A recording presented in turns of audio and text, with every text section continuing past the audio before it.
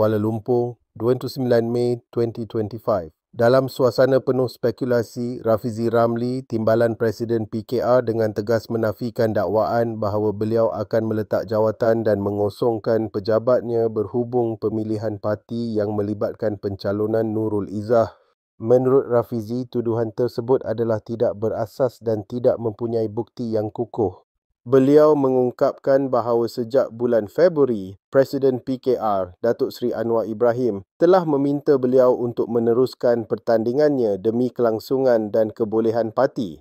Dalam perkembangan lebih lanjut, Rafizi menjelaskan bahawa pada bulan April, beliau telah mengadakan perbincangan dengan Menteri Dalam Negeri mengenai usaha tertentu yang kelihatan bertujuan untuk menyingkirkan beliau dari kedudukan. Meskipun demikian, beliau menunjukkan kesediaannya untuk melepaskan jawatan jika ia merupakan pilihan terbaik demi prinsip dan kepentingan parti. Keluhannya mencerminkan dedikasi yang tinggi terhadap struktur parti dan perjuangan kolektif. Mesyuarat Majlis Pimpinan Pusat diadakan sebagai lanjutan kepada isu pemilihan, tetapi perbincangan tersebut tidak menghasilkan penyelesaian yang konkret. Rafizi memutuskan untuk mengambil cuti untuk mendengar suara akar umbi, menegaskan bahawa beliau tidak berhasrat untuk berundur.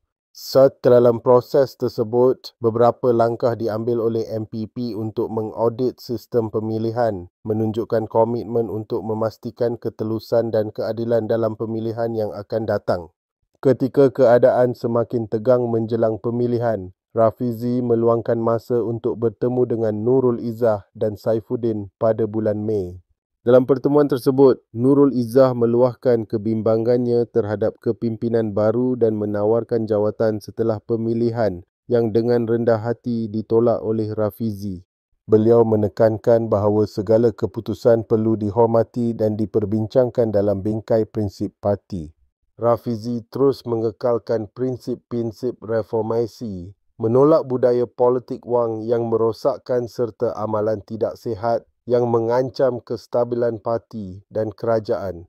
Pada fasa kritikal kempen pemilihan PKR ini, Rafizi menyeru semua pihak untuk memberi tumpuan kepada fakta dan kebenaran, menjelaskan bahawa masa depannya dan parti sangat bergantung kepada integriti dan komitmen terhadap prinsip yang telah ditetapkan.